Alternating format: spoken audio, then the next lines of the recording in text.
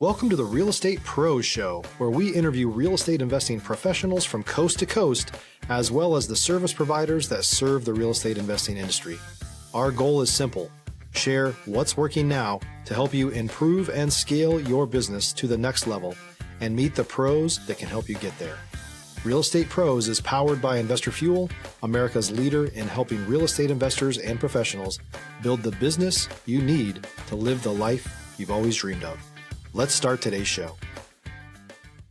Property insurance for real estate investors doesn't have to be difficult, but it does need to be there to protect you when you need it. MyInvestorInsurance.com not only provides insurance at 15 to 30% cheaper than traditional agencies, it's built specifically for real estate investors like you. You can set up an account in about 2 minutes, get quotes on properties, turn on and turn off insurance for your fix and flip or rental properties in around 2 minutes without having to talk to anyone directly, all through our portal. There's no better way or faster way to make sure you've got the coverage you need to protect you, and no more lengthy policies either.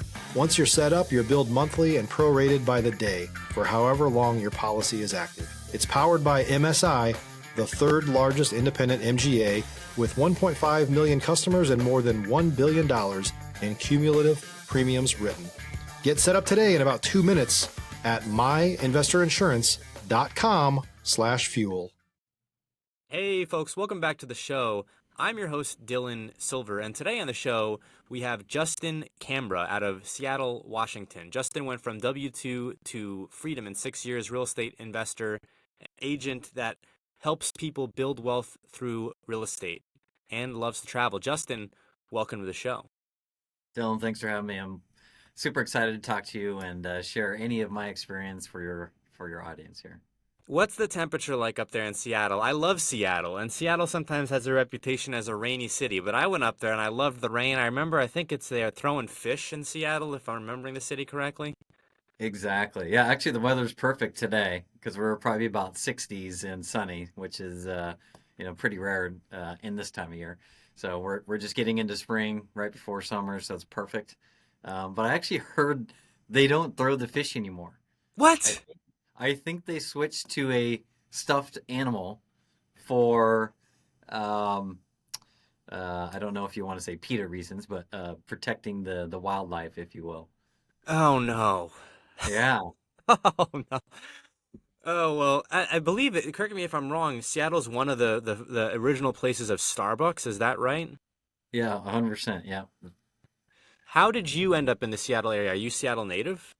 Yeah, Seattle native. I grew up about an hour south of here, and then went to college and everything locally, and then first couple of jobs out of college was out of state, and then ultimately gravitated back to Seattle area.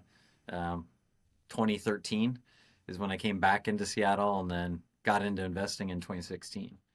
Okay, so getting into investing, and lots of folks have different paths. For me, it was I was selling cars, looking on the outside, looking in, knew I wasn't loving the 12-hour days, saw people who were 10, 15 years my senior, and I didn't love the future ahead of me. So I said, how do I get into real estate? Started networking. It took me a while. I kind of was one of these people, analysis paralysis, if you will. But I went to a conference, and that kind of changed things for me. Got my first couple deals shortly after that. What was your experience like getting into the real estate investment space? For me, it was very similar. You're working long hours, and you're like, what am I doing with my life?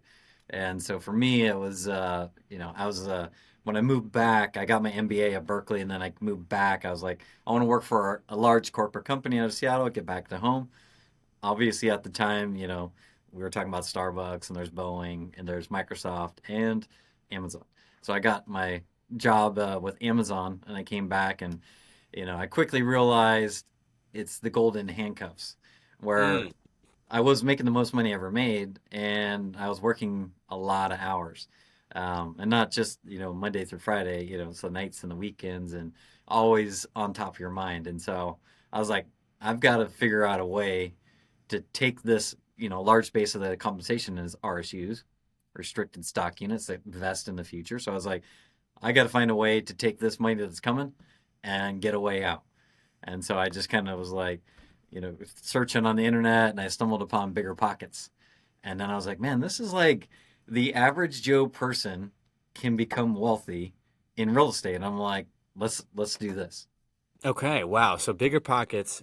Amazing how many people they've gotten started. So you're working for Amazon and you have this idea, I'm working super hard. There's got to be more than this. But you're also entrenched into a career, so much schooling, right?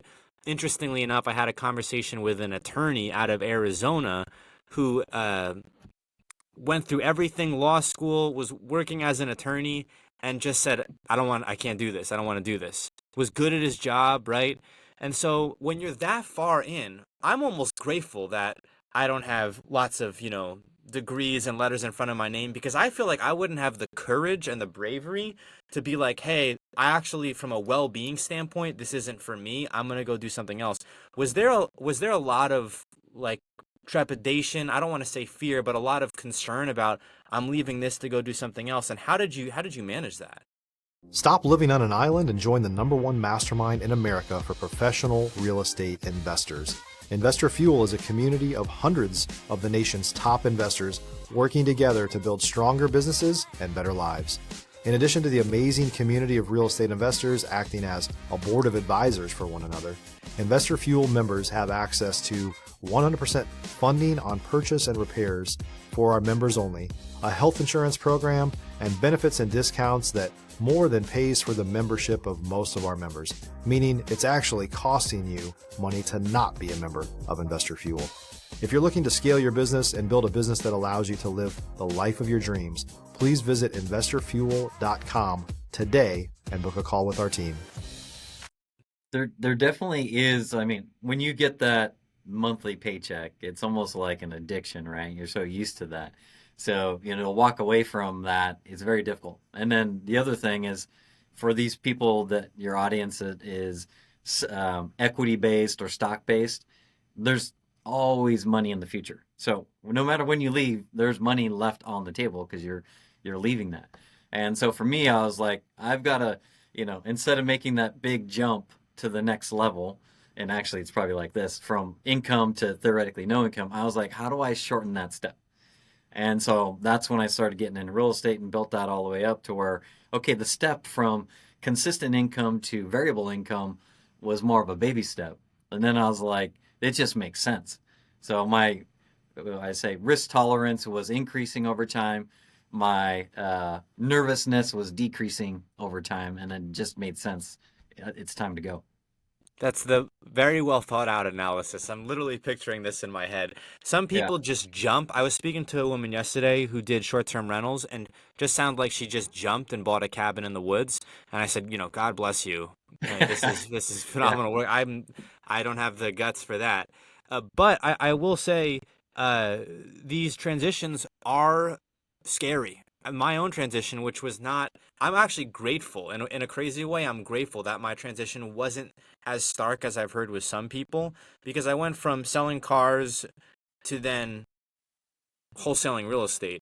And it wasn't as drastic as some of these stories. Certainly going from being an attorney to full-time real estate investor, that seemed like one of the most drastic jumps, especially for being such a young guy. But when you're going through that process, you're looking at deals, you're educating yourself, bigger pockets, and you're thinking, well, what's my exit strategy here? How are you going about getting that first deal? What did that first deal look like? Find it on the MLS. Was it off market? How did you acquire that deal? Yeah, that first deal is probably still my best deal yet. Some of it's just beginner's luck. But what I ended up doing, like most people, that was the rise of Zillow at the time, and obviously, and Red. I don't know if Redfin was big back then, but there's a lot of sites you can go look at properties, and then ended up working with. I had bought and sold primary residence before, but then I was in Seattle, living downtown, paying all this rent, and I was like, well, if I can just get a property, and at the time there wasn't House Hack. I just called it, I like sports, and I was thinking about basketball, the and one, and I was like, oh, okay, make the bucket, and then you got the free throw. So I'm like, I want to live somewhere, and the and one would be, some rent coming in, Yeah. or in this scenario, some future development. And so through working with the previous agent who help me buy and sell primary residence, I started looking specifically for something that had an and one. It was just, duplexes, single family with mother-in-law, or just any, or triplexes, or anything up to a fourplex. And, at that time, I mean, it always seems like it's super hot, but it was 2016. Yeah. And, the first couple I was getting outbid, and then I finally found the one. I just went all in, like 25% above list. And, I didn't go all the way up there, but I put the escalation and ended up getting that I don't even know if it was like number 3 or 4 or something like that, but it's a Okay. duplex in Seattle with land to develop in the future. Let's talk about that strategy there. Okay, so escalation. I'm in Texas. I'm a licensed agent in Texas, newly licensed. Escalation, when you say that your offer was at market value, but you instructed your realtor to, if the offer gets outbid, to escalate it to 25%, was this something that was an addendum in writing as part of the contract, or was it a verbal between you and your realtor? It was through, I'm an agent myself, and so here there's a escalation, 35E escalation addendum, and so that's what we used. It was listed at 450, which sounds cheap for Seattle, but this was 2016. It was listed at 450. I put an escalation. I said I paid 10,000 more than the next person, up to 600,000, and so that we submitted the offer. There was one other offer in there, but ultimately ended up landing on 535. Wow. So I'm curious, selfishly, because I only got my license. This is kind of a funny roundabout story because I'm on the phone talking with real estate agents. I'm a wholesaler. I have deals under my belt. I've got like 15 to 20 deals that I did I'm 2 years in now. So it was like a year and a half in, and I'm still getting realtors who are heavy resistance to wanting to work with wholesalers. And I Right. get it. I get it. So I become a realtor because I'm thinking, let me remove that resistance. Let me know the lingo. Let me understand the documents a little bit better. Did you become a realtor for similar reasons, for totally different reasons? Were you a realtor already? If you're looking for consistent, high-quality leads, look no further than Investor Machine. Investor Machine isn't just another agency, it's the most sophisticated, data-driven lead generation company on the planet for real estate investors, and serves the role of being not just a lead generator for your business, but a marketing partner that is helping you achieve your goals along the way. Go to investormachine.com to learn more and schedule a call with our team today.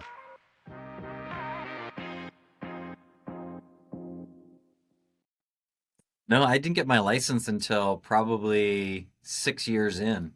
Um, so we were talking earlier about how did you get comfortable with the transition. So, you know, the other thing about was income, but it was stratification of income. So by the time I left Amazon, I had the rentals, short, medium, and long term, and I had I got my real estate license as well. I was doing some fix and flip, and I was wholesaling, and so I kind of had everything to where when I left, it wasn't like just one thing I was making money on. I had multiple things that were bringing in cash to me.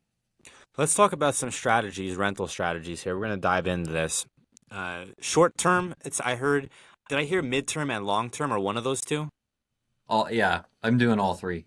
Okay. So very interesting strategy. And to use all of them, I think, and I've spoken with I don't know how many, 40 guests here in the last month, quite a few. And I don't know any of them that are doing all three strategies. I would say that makes you very unique nationally, Right. as far as someone who is dealing with those three different asset classes. Uh, where did you, I guess, determine, hey, I'm going to do all three? Was it a natural progression, or was it more of divine intervention? Hey, I just had these opportunities. Let me do all three. Literally natural progression. It wasn't like, hey, I'm going to get into short-term rentals or medium-term rentals. I think everybody or most people start with the long term.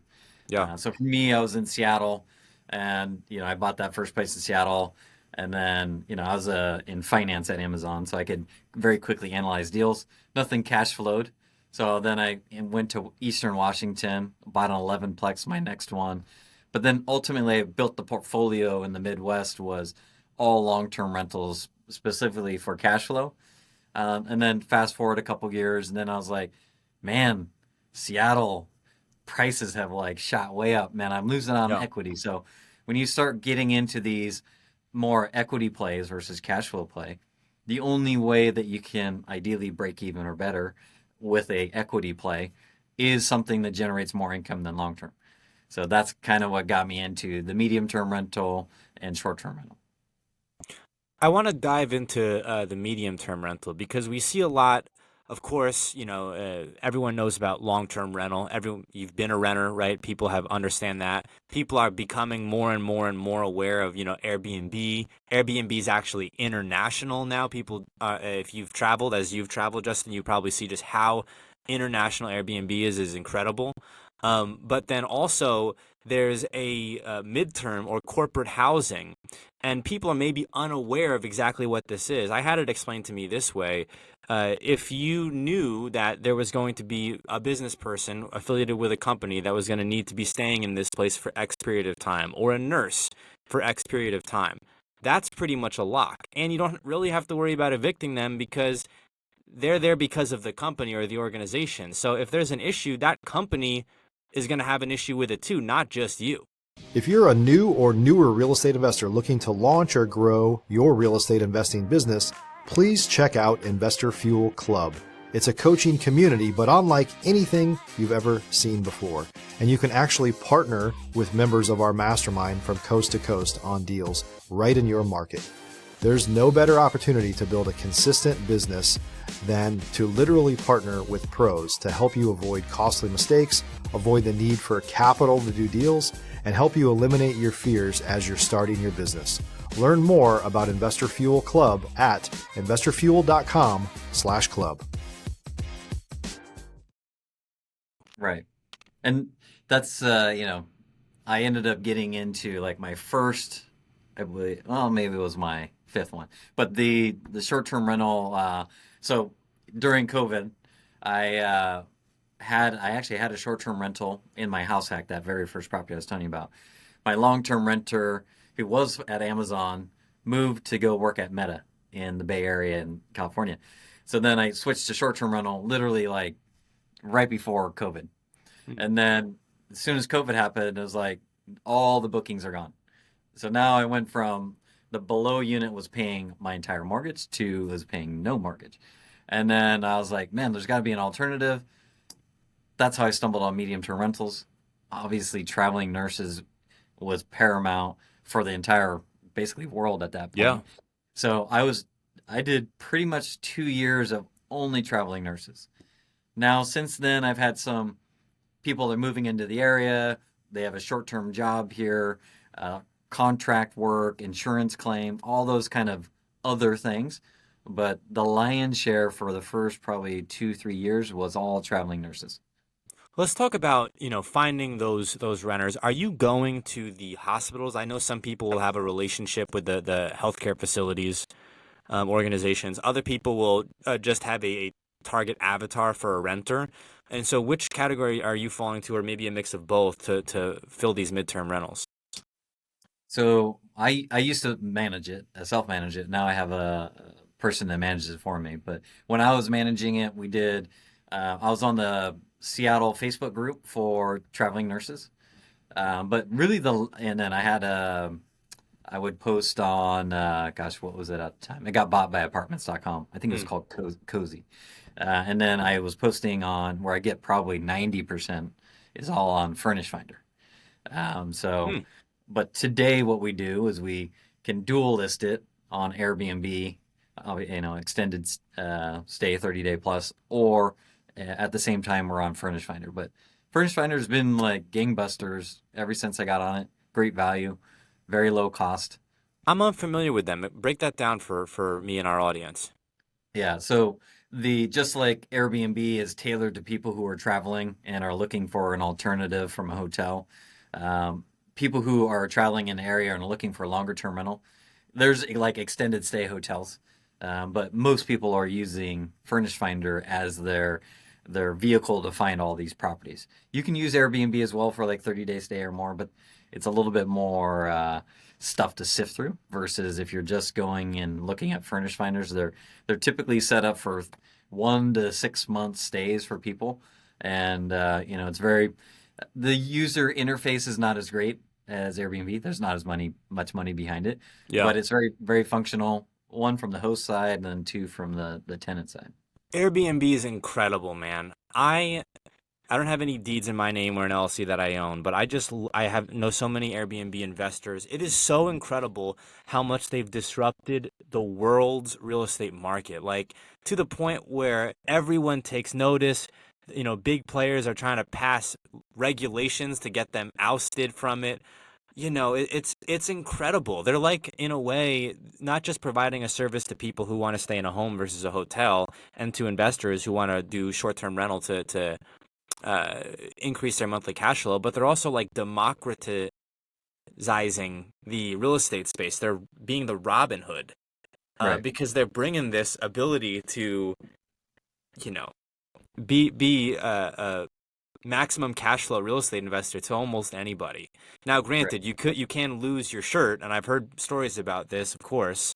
And then Yes. I know someone in particular who ended up going all in on Airbnb, and then ended up getting kicked off Airbnb for a host related complaint of some kind. And then what do you do at that point, right? Right. Yeah. And this person had spent $70,000 in furniture, and they were Jeez. just brand new, and they financed it. So they were like, "What do I do now?" But Oh man. they ended up getting out of that hole. But I say all that to say, just the avenues that are out there. You're talking about listing it on a midterm rental and a short-term rental concurrently. Genius idea. I don't know how many people are doing that. Probably not many. Just as an agent yourself, I don't know if you've heard of this strategy, but it was brought to me by one of my podcast guests. For homes that are currently sitting on market and the seller's open to it and it's sitting on market for a while, they don't want to take a price reduction, they can list it out on Airbnb and then let prospective buyers know, hey, it is currently listed on Airbnb, so we'll have to go schedule around the bookings. It's been listed for X amount of days. We're not taking a price reduction, but it works out for us as a seller because we're getting our money. And so we're going to get the money when it sells. We'll take the appreciation when it sells. And for right now, yes, showings are maybe limited because there's people there, but we're getting the money. We on the listings I have, we haven't come across that yet. Typically, it's somebody that's moving versus an investor selling. But it is a great idea, especially if the seller doesn't need to sell, right? Like if they're trying to get top of the market pricing, that way they're still getting some income while they're listing the property. Typically, my clients are, hey, I got to sell. Yeah. You know, 30 to 90 days is their ideal target. So, that short-term income, although good, can then help. It could delay, or you might not get your ideal buyer. So we haven't dabbled into that yet. It sounds like you're very active as an agent. That's also rare, I would say. Most agents you would think there would be more of it, but people who are active in the single family space tend to be less active as an investor. How do you manage to do both? So right now I'm actually going all in on the agent side because when I left Amazon, I got into development, and I very quickly learned it takes a lot of cash Yeah. because you cannot guarantee when you're going to get your permits. And so like Mm. I have a lot of holding costs on my development stuff. So I'm like, okay, let me generate more active income. And so the agent business is actually I make more part-time than I did at Amazon, which is awesome. But Congratulations. Let's yeah, go. so, but then I'm like, well, I'm trying to travel as well. And so, like, I'm in town, I make money. I go to travel, my pipeline goes down, make no money. In town, I make money. It's like this sawtooth, right? So I was like, okay, I need to get a team. So now I have 4 people on the team. And, this is April 2025. We're doing 5 transactions now for this month. And we're having like the best month ever. And the team is training. And so I'm really, really pushing that. But really the genesis of me going in leaning in more is because I have 10,000 a month of holding cost, right? So Ugh, yeah. Your back's that up against the wall. It's not like you can just take your foot off the gas. exactly. And the other thing is like I just love real estate, whether I'm buying it or help other people buy it. So as an agent, it gets me that adrenaline rush helping them. but the agent income also helps me buy more deals and get more deals for myself in my pipeline. Let's talk about pivoting a bit here. Let's talk about travel. Let's talk about going abroad. I saw that in your Right. bio. I love to travel. I had a passport as a kid. I'm 31 now. I got a passport again as an adult. I want to say almost 2 years ago in December of 2023. Just totally opened my eyes. I say, people, if you're thinking about investing in your education, if you're thinking about going to a conference, also take a look at traveling, because I feel like Right. the most learning that I've ever done in my life was going to a developing country. Like, there was unbelievable amount of learning that I saw in that experience. So tell me your travel experiences. Yeah, I've you know, back when I was in the corporate world, I actually worked almost I think it was 20 I think it was 21 years. And I never took a sick day. And I was just always like focused on everything, and I didn't do a whole lot of vacations, and I always scheduled everything around work. And so when I immediately left, I just got right into it. I went to Mexico a couple times. I did a cruise to Alaska. I went to Iceland. And then it just kind of like, and once you start traveling, it's just like, it's like my new thing that it drives me. So we're actually going to a cruise. We're flying to Miami Saturday and then doing a cruise.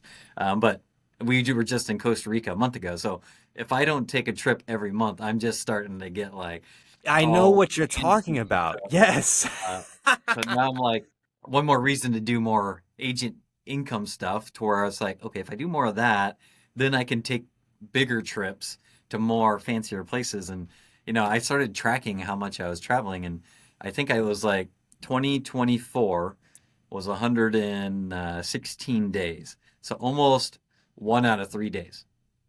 And then Phenomenal. for 25, I think I have about 100 on the book. So in terms of what I've already traveled plus what's already in the pipeline, it's about 100 days. So I would love to keep that ratio. Effectively 1 out of 3 days I'm somewhere in the world. And back to your original point, you're talking about passport, and I always think about it because I love that. So to me, in my mind, like that's the new currency, like passport stamps. Like that's to me, I'm like, I look at that book and I'm like, oh, I remember that was Costa Rica, or that was Belize or Dominican Republic or Italy. All it just takes me back to when I was there. Those How many stamps, languages? Is it English and just English, or can you dabble in a couple? just English. Yeah, Okay. I've been to Santo Domingo, right? yeah. And there's for my money, to our listeners, some people will disagree with me. For my money, English is not happening in Santo Domingo, Justin. There is no English happening. You'll go and there'll be like some heavy broken English. You can't have It's not Punta Cana, it's not, if you're going to Mexico, it's not, Cancun or Tulum. Right, Santo Domingo is the capital of the country, military, like that's the Dominican Republic. You're speaking Spanish or nothing's happening. So that was right. my experience. Now, have you thought about doing any international real estate investing, or is it really more just for the experience for you? All about experience. Like my thought is like, hey, let me invest where I know, and I'm actually, you know, at the peak, I would say I was at 45 properties, of which like probably 80+% were out of state. So I'm actually trying to shift more 1 hour from me in Seattle Yeah. because I can have more control. And so like I would rather have an investment here that generates money that lets me travel versus putting something in, because I don't want to learn a whole new country and insurance and Yeah. mortgages and all that for another country. Like that's just to me wasted brain space. I'd rather make the money here, have that money, than I go travel. I was thinking about investing internationally, but you just broke it down so great for me. I'm like, I'm going to do an hour from Dallas, Fort Worth Metroplex, not Yeah. anywhere else. Let's base around here, and then maybe I can go travel, 100 days of the year. Justin, tremendous conversation here. I loved having you on, but we are coming up on time here. Where can folks go to get a hold of you? So right now, where you can find me as on Instagram is the main area that I'm at. It's at 4JCCAMBRA, which is just at 4JC Cambra. Oh, that was a rooster that we've got outside the Yeah, podcast studio. Justin, exactly. thank you so much for coming on the show. I got great value from this. Thank you for providing value to our listeners. Thanks for coming on, Justin. Thanks for having me. Thanks for joining us for today's Real Estate Pros Show. You can learn more about the amazing benefits of the Investor Fuel Mastermind community, including surrounding yourself with hundreds of other rock stars, 100% financing for your deals, and members-only discounts from vendors you're likely already using that, as a member of Investor Fuel, will save you more than the cost of your membership. Visit investorfuel.com to learn more. If you're interested in joining us as a guest of this show, please visit investorfuel.com/pros to apply. You can also check the show notes for access to free resources, how to get access to world-class lead generation, and much more. Don't forget to subscribe so you never miss another episode. Have a great day. We'll see you on the next show.